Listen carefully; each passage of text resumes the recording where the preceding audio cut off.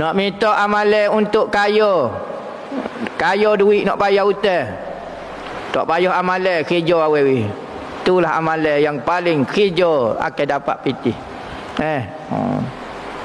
Baca Rabbi syrah li sadri wa yassir li amri 100 kali. Rabbi syrah li sadri wa yassir li amri. Rabbi syrah li sadri wa yassir li amri 100 kali. So amalan.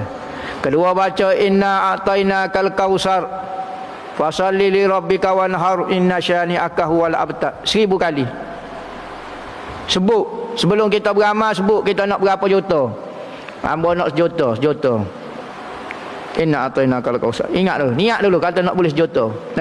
Amal juga biar boleh insya-Allah. Tak sampai 2 minggu boleh. Kita cita-cita. Tapi sejuta ni banyak hari. Janganlah target juta, takut tak boleh. Target 20,000 ke 50,000, boleh.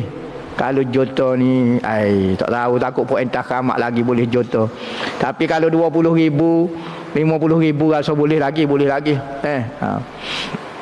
Ayat wak narik pitih. Inna ataina dengan Rabbi syrah li sadri wa yassir li amri.